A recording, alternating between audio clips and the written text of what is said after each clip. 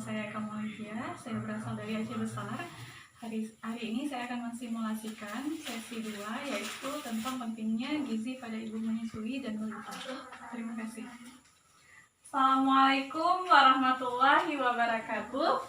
Waalaikumsalam warahmatullahi wabarakatuh.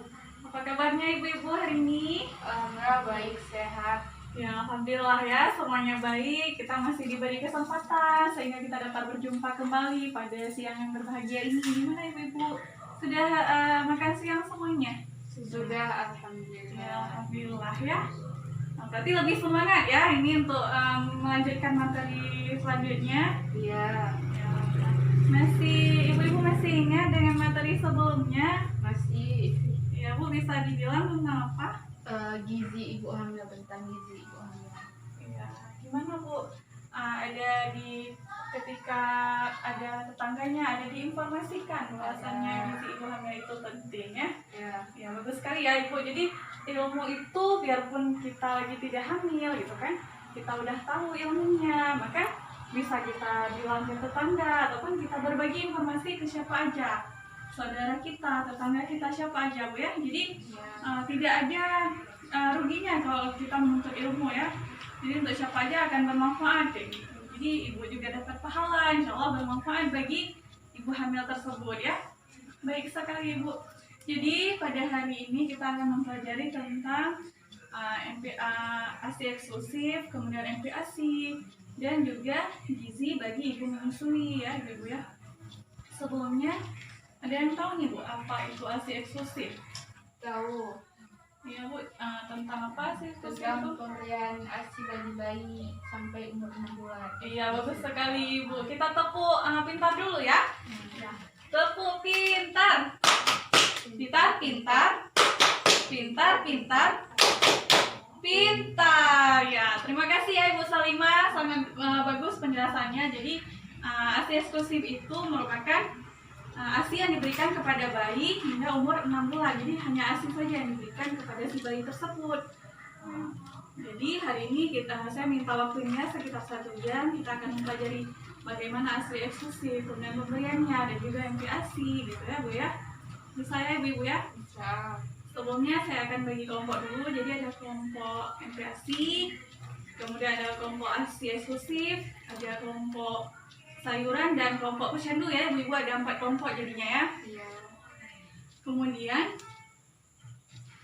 sebelum kita masuk dulu ke pembahasannya, jadi ibu-ibu bisa diskusi sebentar, kemudian nanti saya akan memperlihatkan videonya kan.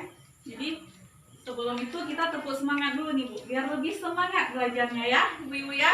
Iya. Masih ingat kan tepuk semangat bagaimana Bu kan? Masih. Ya, kita tepuk semangat dulu. Tepuk semangat. Semangat. Semangat. Iya, bagus sekali ya ibu-ibu. Jadi harus semangat walaupun udah siang, mata udah ngantuk, jadi tetap harus semangat ya. Iya. Tuntut ilmu kapan saja boleh ya, yang penting harus semangat gitu.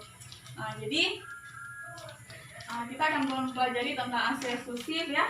Jadi seperti Ibu Salimah bilang tadi, bahwasanya benar sekali bahwasanya ASI eksklusif itu merupakan ASI yang diberikan selama 6 bulan. Jadi diberikan kepada si bayi selama 6 bulan tanpa ada makanan tambahan nih Ibu. Kalau dulu itu diberi pisang gitu. Tapi kalau udah diberi pisang itu bukan namanya ASI eksklusif lagi, karena kita telah memberikan makanan tambahan gitu kan. Jadi sebenarnya gizi pada si bayi ini selama 6 bulan hanya diberikan ASI saja. Itu yang disebut dengan ASI eksklusif. Dan bayi itu lebih cepat tumbuh kembangnya ketika hanya diberikan ASI saja. Karena kan lambung anak-anak itu kecil ya Ibu ya. Jadi sekarang kita bisa lihat videonya dulu.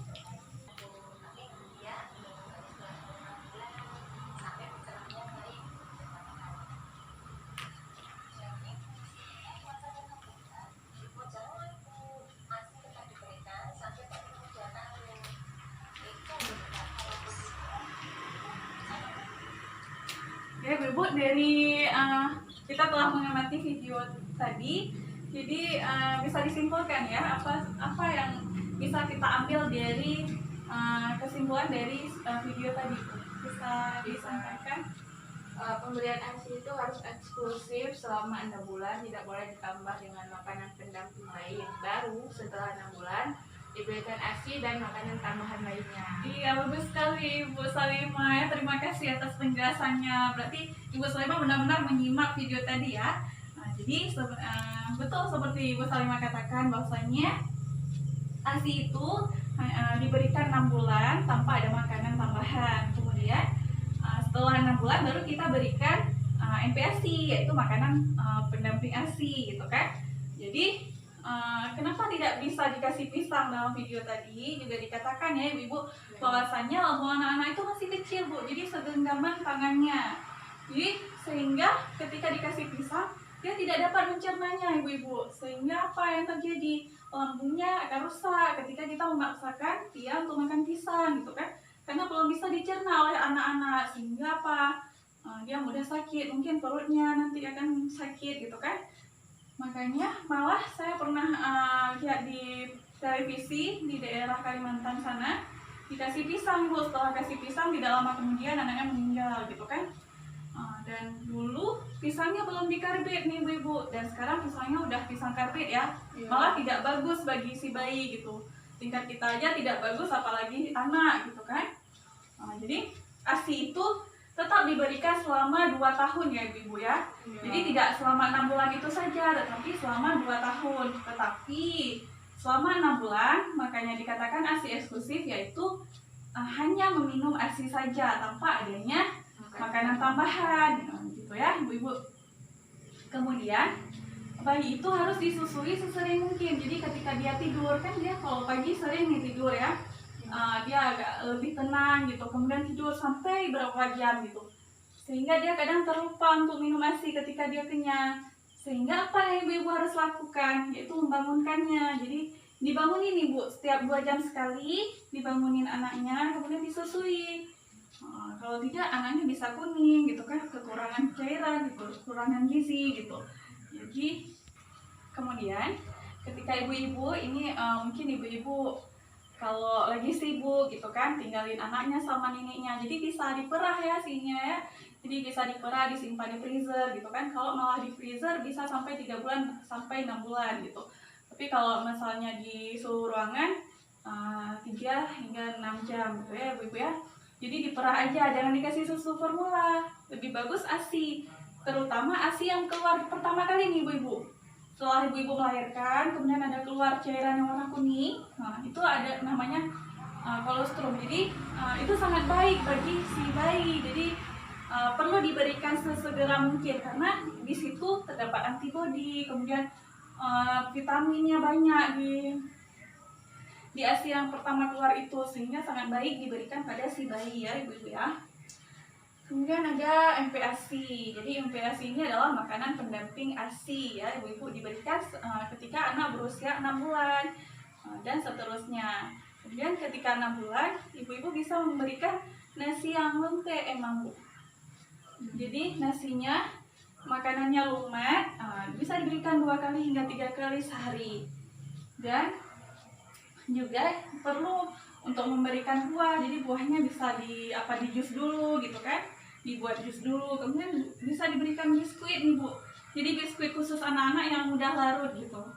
Kemudian ketika si bayi berusia 9 hingga 12 bulan itu lebih tekstur buburnya itu lebih kasar gitu kan, jadi seperti sayur-sayuran, jika ibu-ibu bisa mau masak sendiri boleh juga kan, lebih bagus gitu kan. Cuman harus terdapat komponen-komponennya seperti protein gitu kan, karbohidrat seperti nasi gitu, ada ikannya, ada sayurnya gitu, kemudian ada buahnya juga kan, dan teksturnya lebih kasar lagi ya ibu ya. Jadi jangan seperti umur 6 bulan dia nggak mau lagi, karena dia udah mulai dia bosan dengan bubur gitu. Kemudian ketika umur dia 12 bulan dia akan bisa makan seperti nasi kita gitu, tapi jangan terlalu keras juga ya ibu ya. Kemudian ada layanan ke posyandu. Gimana nih ibu-ibu yang punya balita, apa ada dibawa ke posyandu ibu-ibu? Ada. Iya, jadi sebulan ada berapa kali posyandunya? Sekali. Oh ya sekali ya, ya betul sekali ya ibu. Jadi posyandu sebulan sekali dan harus dibawa ke posyandu. Kenapa penting ya ibu-ibu bawa anak-anaknya ke posyandu ya?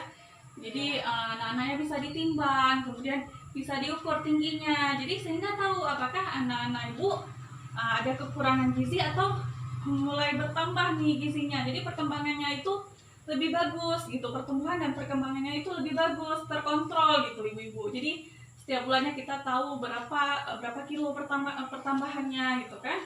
Jadi lebih baik.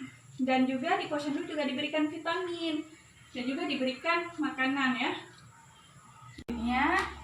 Kita juga harus memperhatikan gizi bagi ibu menyusui ya ibu-ibu, karena sangat penting ibu menyusui itu memakan gizi yang memenuhi gizi seimbang gitu kan, makanannya harus memenuhi gizi seimbang gitu. Karena apa? Dia harus menyusui, kemudian juga sebagai tenaga ya untuk diri dia sendiri gitu, karena kan mengurus anak gitu. Jadi harus melengkapi. Yang pertama itu ada karbohidrat. Karbohidrat itu makanan pokok kita ya ibu, seperti nasi ya. Jadi ada nasi, kemudian ada kentang, jadi kemudian ada ketela, ada singkong ya, ada juga tepung gitu, tepung jadi diolah menjadi roti gitu kan. Kemudian ada jagung, jadi apapun yang mengandung karbohidrat bisa dimakan gitu kan. Ya kebiasaannya kita emang makan nasi gitu ya, kalau nggak nasi nggak kenyang gitu. Kemudian sayur-sayuran nih ibu-ibu, seperti kangkung, bayam ya, banyak vitaminnya gitu, buncis, terong, wortel. Jadi sayuran hijau itu sangat baik bagi ibu-ibu ya, dan juga bagi si bayi, nantinya kita kan menyusui gitu kan. Jadi sangat penting untuk si ibu dan si bayi. Kemudian juga harus ada buah-buahan, karena di dalam buah-buahan juga banyak vitaminnya juga. Jadi seperti jeruk, pisang, kemudian ada mangga, ada semangka, pepaya, kemudian jambu biji. Jadi disesuaikan aja apa kemudahan yang ada hari ini dimakan gitu kan. Yang penting memenuhi gizi seimbang gitu. Kemudian ada proteinnya nih bu, yaitu seperti daging, telur kan, ikan, ayam, ikan laut juga. Soalnya ASI itu sangat penting sehingga harus diberikan selama 6 bulan. Jadi akan bermanfaat bagi si anak gitu kan. Jangan berikan dulu makanan tambahan, kemudian si bayi juga harus dibawa ke posyandu. Kemudian ibu dan anak makan dengan porsi yang gizi seimbang gitu kan. Bayi harus diberikan ASI aja selama 6 bulan. Mungkin ada yang ingin ditanyakan bu? Tidak ada bu ya, sudah jelas ya. Mungkin bisa diambil kesimpulan dulu bu, apa yang dari kesimpulan dari materi kita hari ini. Ya kalau dari ASI eksklusif berarti bayi kita harus berikan ASI selama 6 bulan penuh, jangan ada makanan tambah lainnya. Sedangkan untuk makanan pendamping ASI diberikan ketika bayi umur 6 bulan ke atas. Dan sekali ibu, tepuk tangan tuh Bu Salimah, kita tepuk pintar dulu ya. Tepuk pintar. Pintar, pintar. Pintar, pintar. Pintar. Ya bagus sekali ya untuk penjelasan dari Ibu Salimah tadi. Sehingga mungkin materinya udah sampai di sini dulu. Pertemuan selanjutnya yaitu tentang penyakit pada anak dan juga kesehatan lingkungan ya ibu-ibu ya. Jadi kita pada pertemuan selanjutnya insya Allah kita ketemu lagi bulan depan di jam yang sama, pada siang hari jam 3 ya ibu-ibu ya. Jangan lupa ya ibu-ibu bawa buku pintarnya. Saya harap semua bisa membawa buku pintarnya. Mungkin hanya ini dari saya. Lebih dan kurang saya mohon maaf. Sebelumnya kita berdoa dulu. Al-Fatihah. Ya, terima kasih ibu-ibu atas waktunya. Saya akhiri, lebih dan kurang saya mohon maaf. Assalamualaikum warahmatullahi wabarakatuh. Waalaikumsalam warahmatullahi wabarakatuh.